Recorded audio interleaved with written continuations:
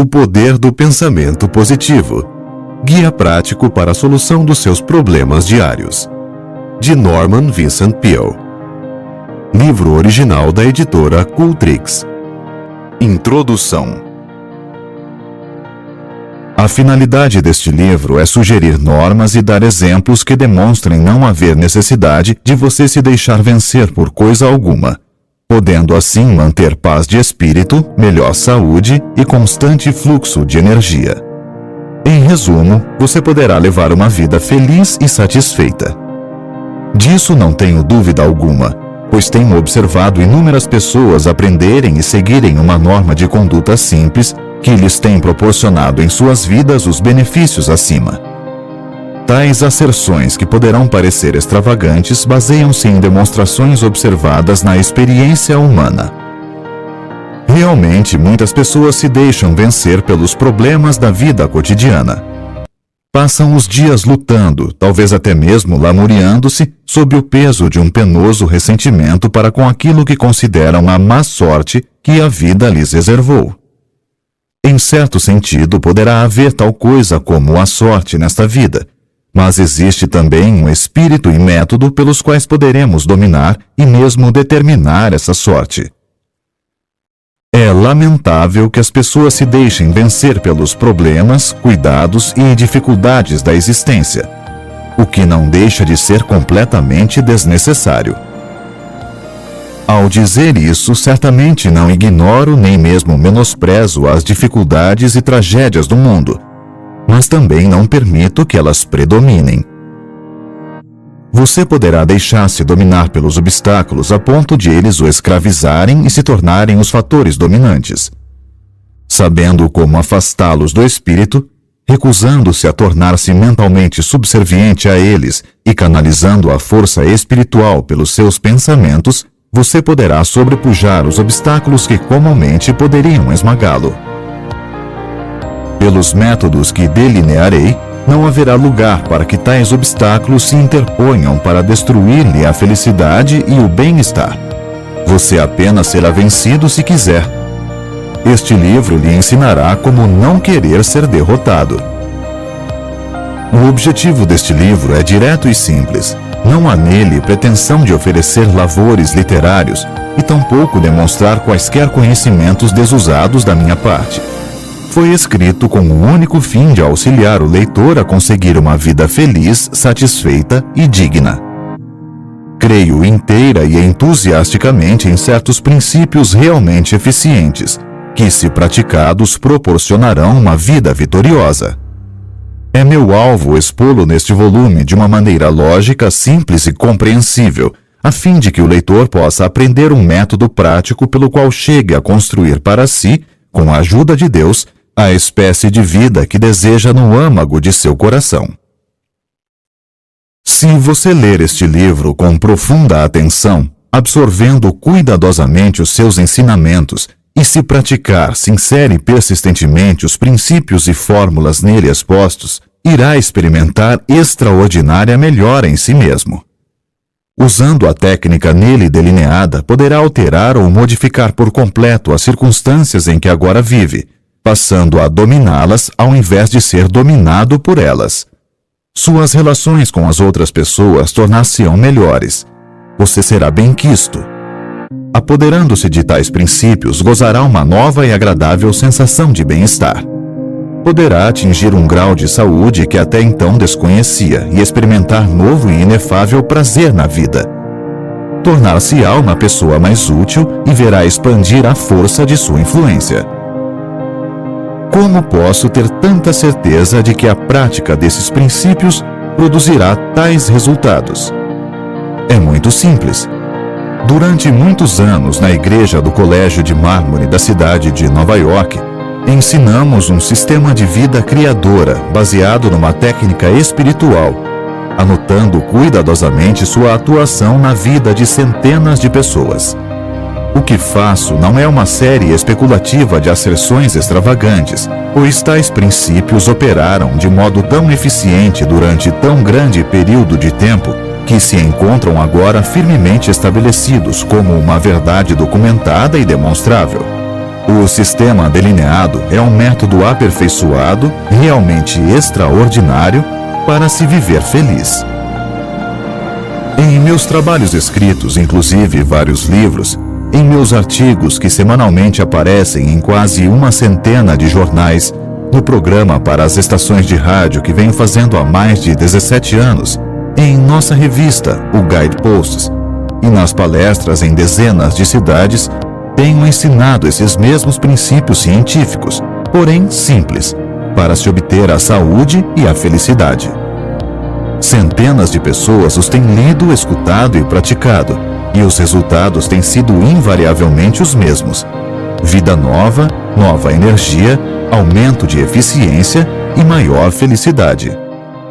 Como muitas pessoas me pediram que pusesse esses princípios em forma de livro, o que seria melhor para estudar e praticar, resolvi então publicar esse novo volume, sob o título de O Poder do Pensamento Positivo. Desnecessário acentuar que os poderosos princípios aqui contidos não são inventados por mim. São-nos dados pelo maior mestre que já viveu e ainda vive. Este livro ensina a religião aplicada. É um sistema científico de técnica prática para se viver feliz e que surte efeito. Norman Vincent Peale. Você acabou de ouvir o trailer. Agora fique com o começo deste audiolivro. Capítulo 1. Tenha confiança em si mesmo. Tenha confiança em si mesmo. Tenha confiança em suas aptidões. Sem uma confiança simples, porém sólida em sua própria força, você não poderá ser coroado de êxito nem ser feliz. Terá, porém, sucesso se tiver a necessária confiança em si mesmo. A sensação de inferioridade e de inaptidão costuma intervir na materialização de nossas esperanças. Mas se tivermos confiança em nós mesmos, atingiremos nossos objetivos. Dada a importância dessa atitude mental, este livro auxiliará você a ter fé e a libertar a sua força interior. É contristador notar o número de pessoas que se veem prejudicadas e infelizes em virtude desse mal que popularmente se designa por complexo de inferioridade. Mas você não tem necessidade alguma de saber desse mal. Você pode vencê-lo mediante certas medidas, podendo desenvolver em si mesmo uma fé criadora, uma fé que justifica. Após falar perante uma convenção de homens de negócios no auditório de uma cidade, estava eu ainda no palco cumprimentando algumas pessoas quando se acercou de mim um homem presa de viva emoção. Perguntou-me se podia falar comigo a respeito de uma questão importante que o atormentava. Pedi-lhe que esperasse até que todos saíssem. Quando isso se deu, fomos sentar-nos nos bastidores do palco. Estou nessa cidade para tratar de um negócio mais importante da minha vida, explicou. Se eu for bem-sucedido, será a minha felicidade. Se fracassar, serei um desgraçado. Sugeri-lhe que se acalmasse um pouco e não encarasse a questão sob um aspecto assim tão desanimador. Se fosse coroado de êxito, seria naturalmente esplêndido. Se não o fosse, bem, começaria novamente a vida. Falta-me confiança em mim mesmo, murmurou ele com desalento. Não tenho confiança em mim, nem creio que possa adquiri-la. Sinto-me deprimido, completamente sem coragem. Realmente, lamentou, sinto-me prestes a naufragar e dizer que estou com 40 anos de idade. Por que me vejo sempre atormentado por essa sensação de inferioridade, por essa falta de confiança e essa descrença constante? Ouvi sua conferência esta noite, o que o senhor falou sobre o poder do pensamento positivo, e desejo perguntar-lhe como poderei adquirir essa confiança em mim mesmo. Há certas medidas a tomar, respondi. Em primeiro lugar, é importante descobrir por que tem essa sensação de que não tem poder algum. Isso requer análise e levará tempo. Devemos sondar os males de nossa vida emotiva, do mesmo modo que o faz um médico ao procurar descobrir algo que fisicamente esteja mal. Não se pode fazer isso imediatamente nessa nossa curta entrevista de hoje. Talvez o seu caso exija certo tratamento para que se possa conseguir uma solução permanente. Contudo, a fim de que o possa auxiliar no problema que o preocupa, vou dar-lhe uma fórmula que surtirá efeito se a usar. Quando estiver na rua, sugiro que repita certas palavras que lhe vou dar. Diga-as várias vezes depois de se deitar. Quando acordar amanhã cedo, repita-as 3 vezes antes de se levantar. Quando estiver a caminho para ir tratar do seu importante negócio, repita-as novamente 3 vezes. Faça-o com fé de que receberá força e aptidão suficiente para tratar do problema. Mais tarde, se quiser, poderemos analisar o seu caso básico. Independentemente do que poderá acontecer ao seguir esse estudo, a fórmula que lhe vou dar agora poderá afinal ser um grande fator na cura. Eis as palavras que lhe recomendei. Poderei fazer tudo com a ajuda de Cristo. Ele me dará forças. Filipenses capítulo 4, versículo 13. Como o desconhecido não estava familiarizado com essas palavras, escrevi-as num cartão e mandei que as lesse 3 vezes em voz alta. Agora siga esse conselho. Tenho certeza de que tudo correrá bem. Ele se animou e quedou-se um momento em silêncio. Disse depois, muito comovido: "Está bem, doutor." Vi-o empertigar-se e mergulhar nas sombras da noite. Sua figura, a princípio desconsolada, parecia demonstrar agora, na maneira pela qual saiu, que a fé já estava operando no seu espírito. Comunicou-me posteriormente que aquela fórmula simples lhe fizera maravilhas e acrescentou: "Parece incrível que umas poucas palavras da Bíblia possam fazer tanto bem a uma pessoa." Esse homem mandou fazer tempos depois um estudo das razões de suas atitudes de inferioridade, as quais foram eliminadas por meio de conselhos de ordem científica e observância de fé religiosa. Aprendeu a ter fé. Recebeu certas instruções específicas que deveria seguir.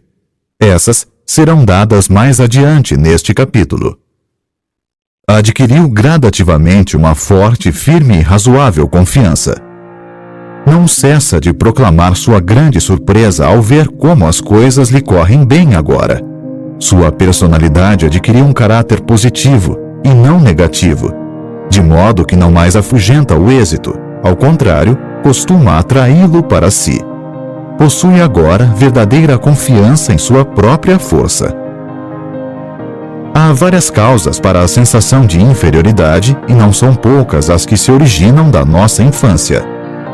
O diretor de uma companhia consultou-me a respeito de um jovem a quem desejava promover. "Acontece, porém," explicou ele, "que não podemos contar-lhe certas informações importantes e sigilosas. É lamentável. Não fosse isso, falo-ia meu assistente na administração. O rapaz tem todas as aptidões necessárias, mas fala muito e, sem que seja esta a sua intenção, divulga questões de natureza particular e importante." Tendo feito uma análise, descobri que o jovem falava muito simplesmente devido a uma sensação de inferioridade, e para compensá-la, sucumbia à tentação de alardear o que sabia. Ligara-se a homens mais ou menos bem instalados na vida, que haviam cursado universidades e faziam parte de associações. Ele, no entanto, havia sido criado na pobreza, não cursara uma universidade e não era membro de associação alguma. Sentia-se assim inferior aos companheiros tanto em cultura como em posição social. Para fazer figura no meio deles e realçar seu amor próprio, seu subconsciente, que sempre procurava prover o mecanismo que compensasse, fornecia-lhe os meios para elevar o seu eu.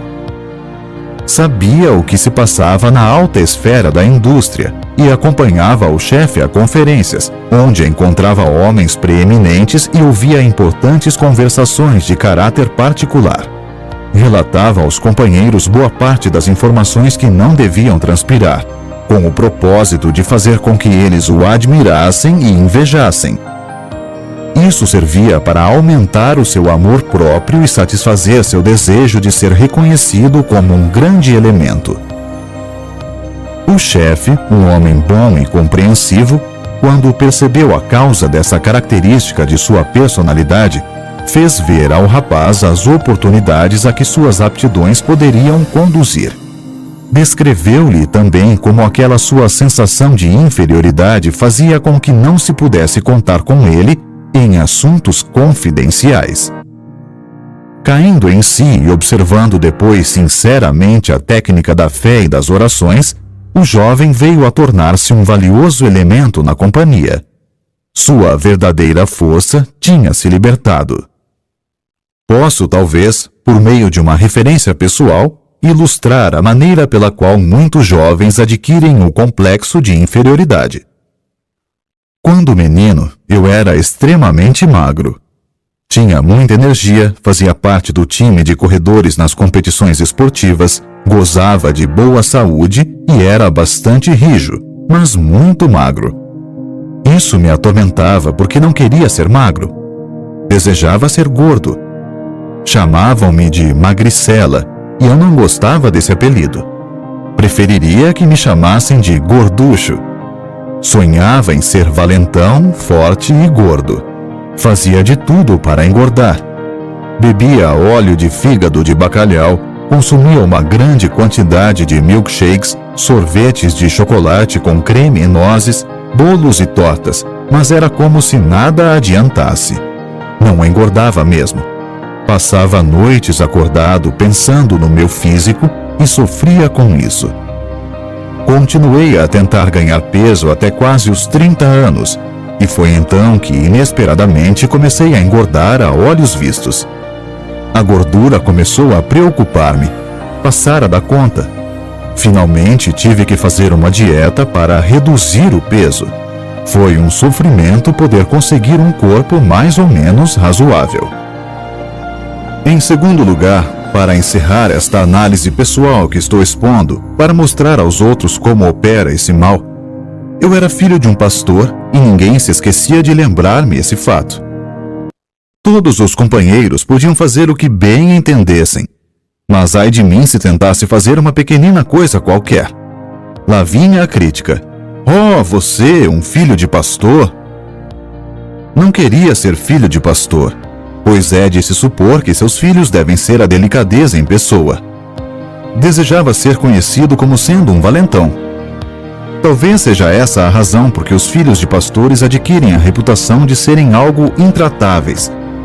Revoltam-se contra o fato de terem que empunhar sempre a bandeira da igreja. Jurei que uma coisa jamais faria: a de tornar-me pastor.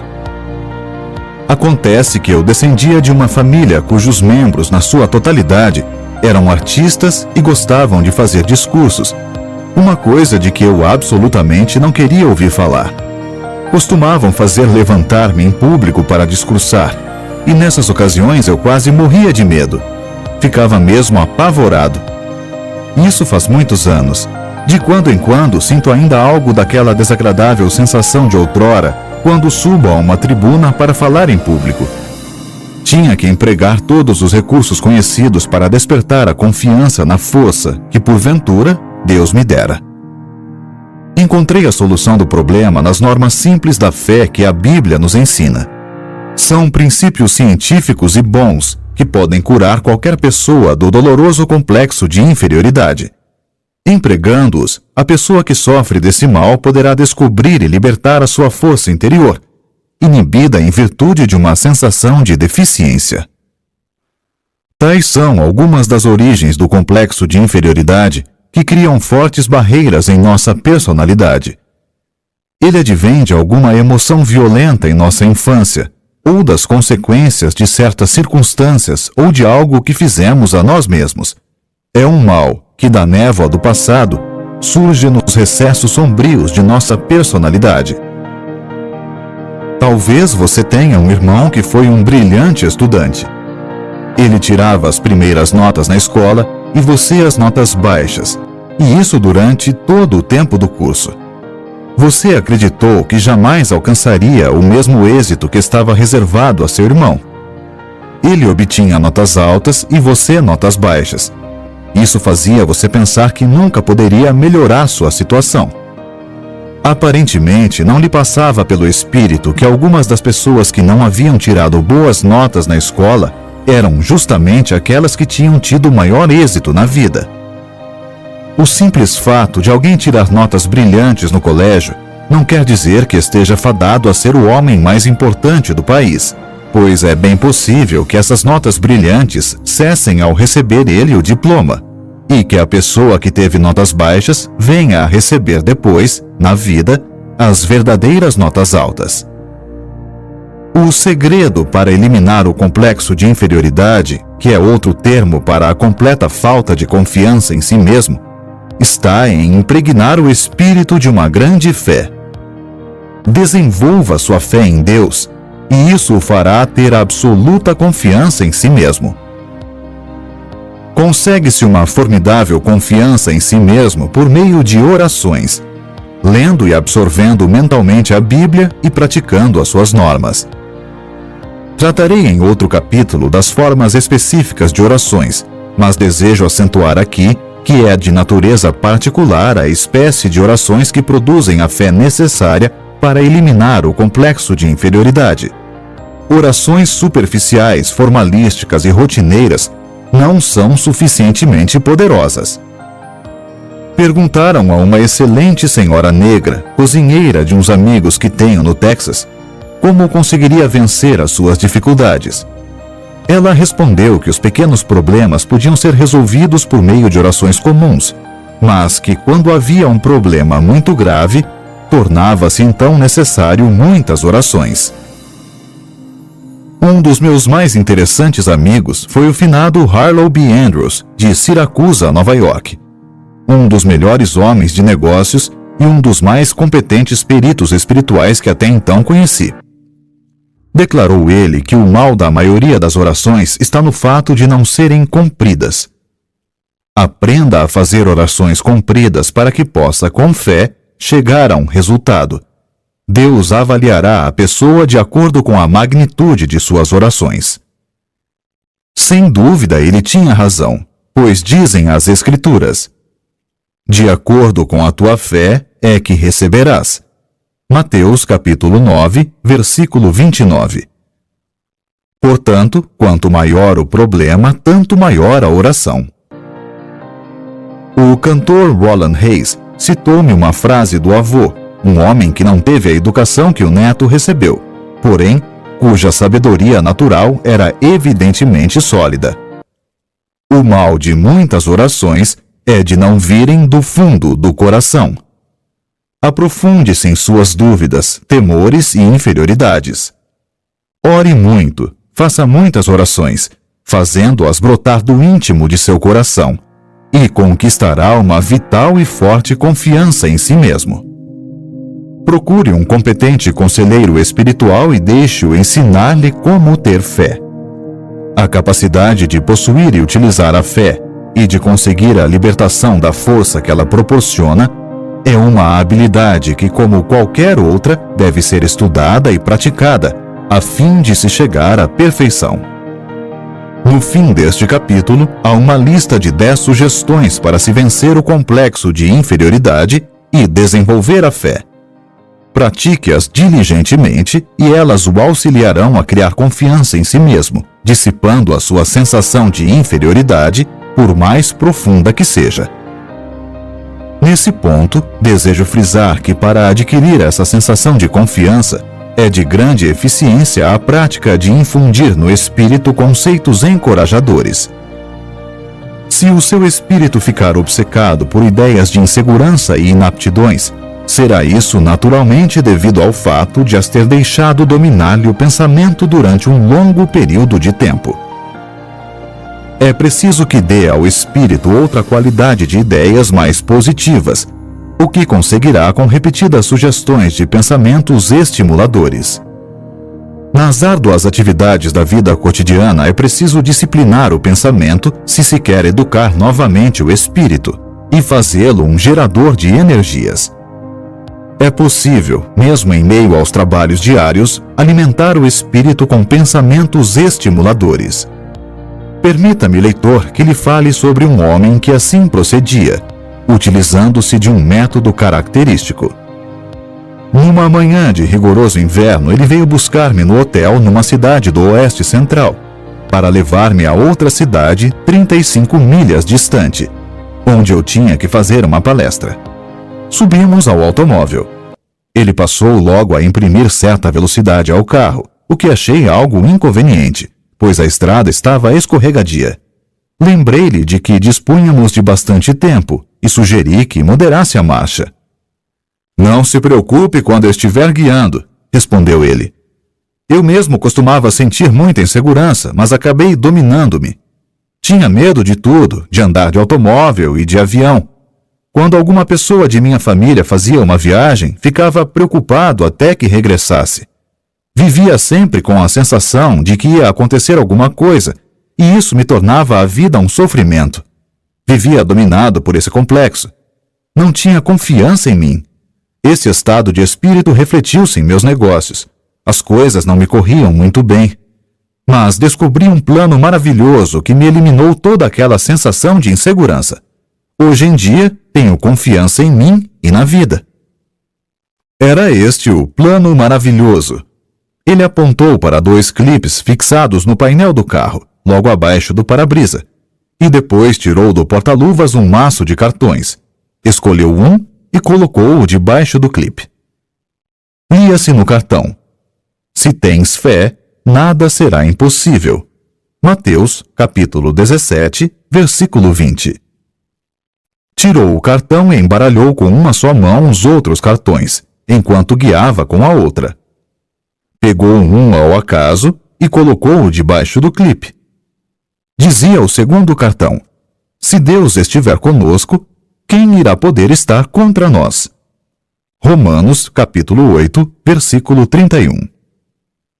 "Sou caixeiro viajante", explicou ele. "Ando o dia todo de automóvel visitando a freguesia. Descobri que quando a gente está guiando, toda sorte de pensamentos nos assalta o espírito. Se a qualidade do pensamento é negativa, passa-se o dia todo com ideias negativas, o que é ruim. Era o que acontecia comigo. Quando no automóvel, entre uma visita e outra, costumava pensar coisas pessimistas, sempre com a impressão do medo. E a propósito, essa era uma das razões por que minhas vendas estavam decrescendo. Mas depois que comecei a usar esses cartões e a decorar suas frases enquanto guio, aprendi a pensar diferentemente. Aquela sensação antiga de insegurança que não me largava desapareceu, por assim dizer. Ao invés de pensar agora em coisas pessimistas, penso em coisas otimistas e encho-me de coragem. É realmente maravilhosa a transformação que esse método operou em mim.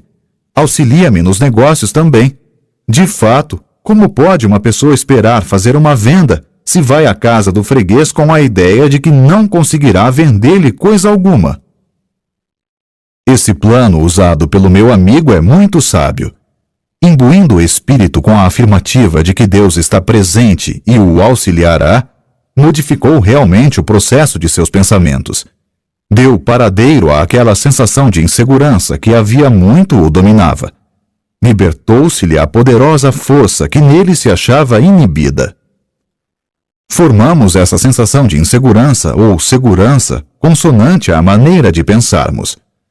Se em nossos pensamentos ficamos sempre na expectativa de horríveis acontecimentos, resultará que ficaremos constantemente presa de uma sensação de insegurança.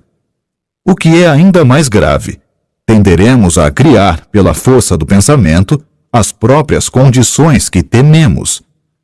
Aquele vendedor realmente criou resultados positivos pensando em coisas estimuladoras por meio daquele processo de colocar os cartões diante de si no carro. Sua força, curiosamente inibida por uma psicologia derrotista, flui agora de uma personalidade na qual foram estimuladas atitudes criadoras. A falta de confiança em si mesmo é aparentemente um dos grandes problemas que atormentam um considerável número de pessoas hoje em dia. Fez-se uma investigação em 600 alunos de cursos de psicologia. Pediu-se-lhes que expusessem os seus mais diferentes problemas pessoais. 75% declararam que não tinham confiança em si. Seguramente é de presumir que essa mesma grande proporção se aplique à população em geral. Encontram-se por toda parte pessoas que intimamente são medrosas, receiam enfrentar a vida, sofrem de uma profunda sensação de incapacidade e insegurança e duvidam de sua própria força. No íntimo de seu ser, não confiam em sua capacidade de arcar com responsabilidades. Com isso, deixam de aproveitar as oportunidades que aparecem. Vivem sempre atormentadas por um vago e sinistro temor de que algo não vai dar certo. Não acreditam que o que desejam ser depende unicamente delas, razão por que procuram contentar-se com algo menos digno do que poderiam conseguir com a sua capacidade. Milhares e milhares de pessoas passam a vida rastejando, vencidas e presas do medo. No entanto, na maioria dos casos, tal negação de força é desnecessária. Os golpes da vida, a acumulação de dificuldades e a multiplicidade de problemas tendem a solapar as energias e a deixar a pessoa gasta e desencorajada. Em tais condições, a verdadeira situação da força se acha muitas vezes obscura e a pessoa deixa-se vencer pelo desânimo, o que os fatos, aliás, não justificam. É vitalmente essencial avaliar novamente os bens que a nossa personalidade possui. Se o fizermos de modo razoável, constataremos que a nossa situação é menos penosa do que se nos afigura. Um exemplo. Um homem de 52 anos veio consultar-me uma vez. Demonstrava estar completamente desesperado. Disse-me que estava liquidado. Informou-me que havia perdido tudo o que tinha, fruto de toda uma existência de trabalho. Tudo? Perguntei. Tudo. Estou liquidado. Repetiu. Não ficou coisa alguma. Perdi tudo. Não há mais esperanças e estou muito velho para recomeçar a vida. Perdi toda a fé em mim. Naturalmente, condoeu-me aquela situação. Mas era evidente que a principal dificuldade era o fato de as pesadas sombras do desespero lhe terem penetrado o espírito, descolorindo-lhe as perspectivas e provocando-lhe uma distorção. Suas verdadeiras energias tinham ficado inibidas com a tortura de seus pensamentos, travando-lhe assim a ação. Mas que tal se pegássemos uma folha de papel e anotássemos os bens que ainda lhe restam? Propus. Não há necessidade, suspirou ele. Não me ficou coisa alguma. Creio que já mencionei isso. Mesmo assim, vamos ver. Insisti. Perguntei-lhe depois. Sua esposa ainda está com o senhor? Como? É claro que está. É uma criatura admirável. Há 30 anos que estamos casados. Jamais ela me abandonaria, por pior que fosse a situação. Está bem, vamos anotar isso. Sua esposa continua em sua companhia e não o abandonará, aconteça o que acontecer. Que diz a respeito dos filhos? Tem filhos? Tenho, respondeu. Tenho 3, e são realmente 3 criaturas adoráveis. Comoveu-me bastante a maneira com que eles logo me procuraram e disseram de seu amor por mim e que também não me abandonariam. Bem, aí temos o item número 2. 3 filhos que o amam e não o abandonarão. Tem amigos? Sim, de fato tenho alguns bons amigos. Devo confessar que foram muito corretos. Vieram visitar-me e disseram que gostariam de auxiliar-me. Mas que podem fazer? Não podem fazer coisa alguma. Este é o item número 3. Tem alguns amigos que gostariam de ajudá-lo e o têm em grande estima. Que me diz de sua integridade? Agiu mal alguma vez? Não há nada contra a minha integridade. Sempre procurei agir direito. Tenho a consciência limpa. Muito bem. Anotemos a sua integridade como sendo o item número 4. Que me diz da sua saúde? Gozo de boa saúde. Poucas vezes fiquei doente. Creio que estou em boa forma fisicamente. Anotemos isso como sendo o item número 5, boa saúde. Que acha dos Estados Unidos? Acha que continuam ainda em franco comércio e seja o país das oportunidades? Acho sim. É o único país no mundo em que eu gostaria de viver. Eis o item número 6. O senhor vive nos Estados Unidos, o país das oportunidades. e está satisfeito de viver aqui. Indaguei depois: e o que me diz de sua fé religiosa? Crê em Deus e crê que Ele o auxiliará? Sim, não creio que teria suportado tudo isso se não tivesse alguma ajuda de Deus. Agora, vamos ver a relação dos bens anotados. 1. Uma esposa maravilhosa, casado há 30 anos. 2. 3 filhos devotados que não o abandonarão. 3. Amigos que o querem ajudar e que o têm em grande estima. 4. Integridade. Nada fez que o possa envergonhar. 5. Boa saúde. 6. Vive nos Estados Unidos, o maior país do mundo. 7. Tem fé religiosa. Mostrei-lhe na mesa a folha de papel. Olhe isso. Acho que possui tantos bens. Julgara pelo que me dissera tivesse perdido tudo. Ele sorriu meio envergonhado. De fato, não pensei nessas coisas, disse. Isso não me passou pela cabeça. Talvez a situação não seja realmente tão má, declarou pensativamente. Quem sabe?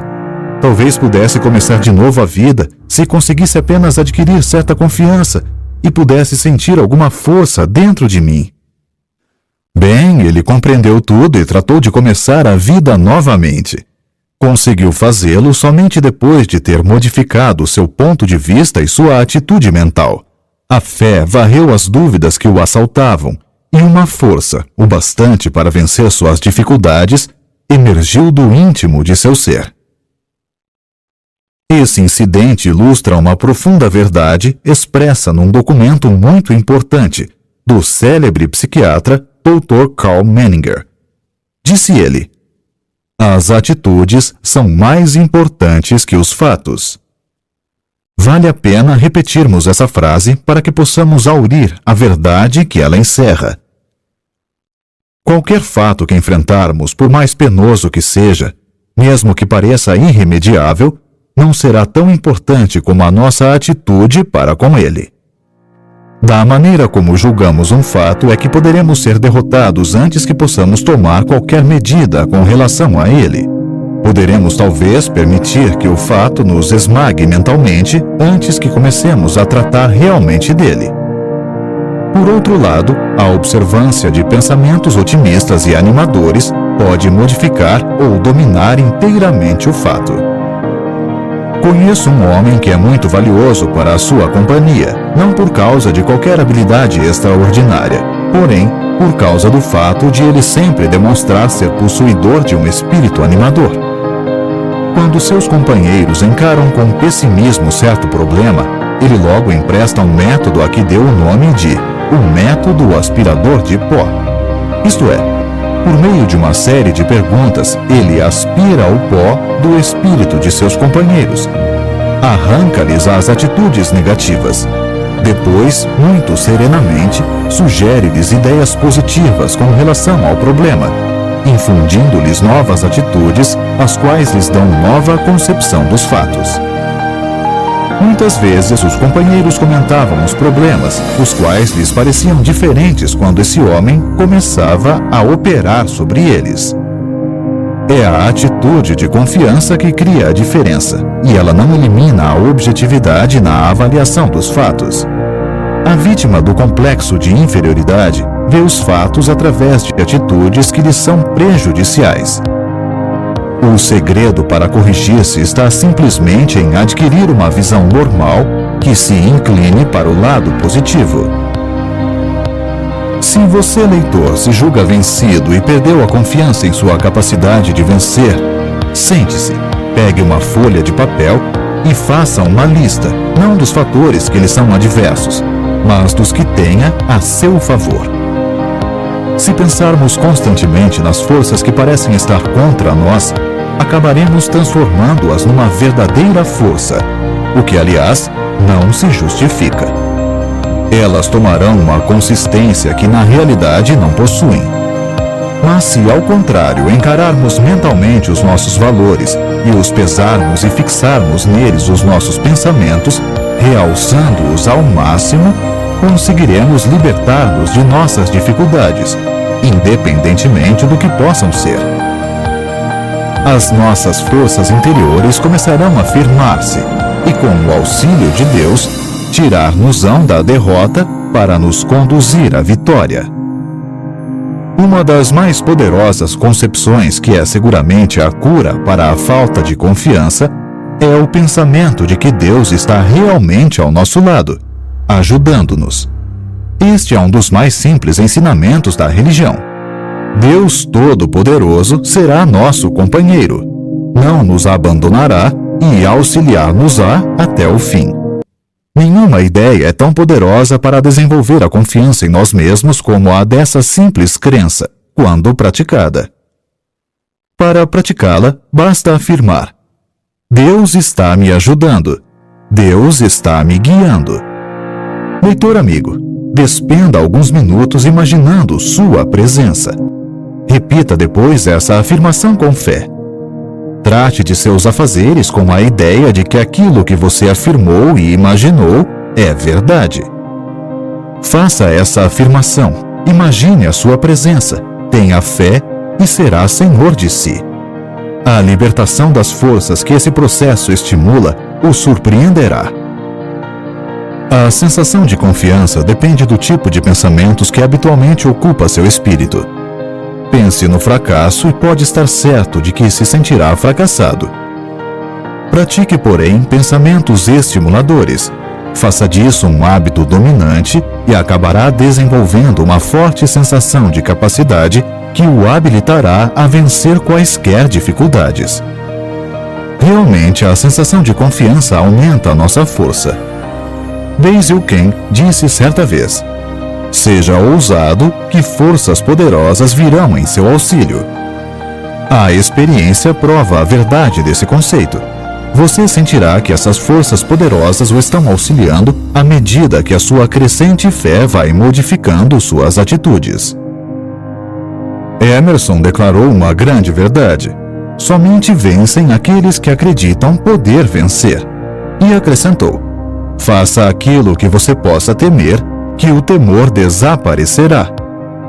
Tenha sempre confiança e fé que seus temores e sensação de insegurança logo deixarão de exercer qualquer domínio sobre você.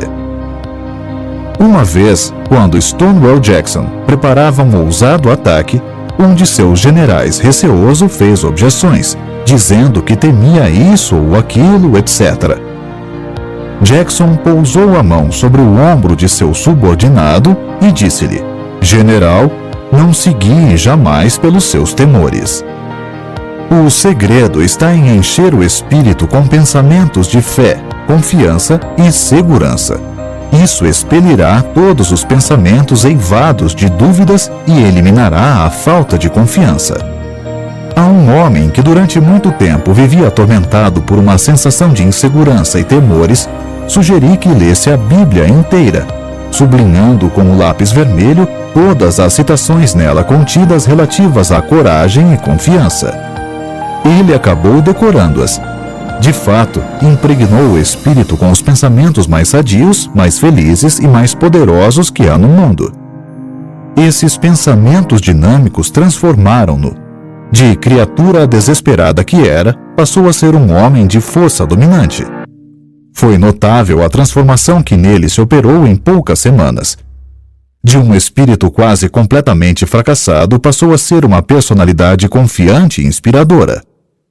Reconquistou a confiança em si mesmo e em sua própria força por meio de um processo simples, o de modificar o seu modo de pensar. Para resumir, que pode você fazer agora para criar confiança em si mesmo? Mencionamos abaixo 10 regras simples e exequíveis para dominar suas ideias de inaptidão e aprender a ter fé. Milhares de pessoas as têm empregado e obtido brilhante resultado.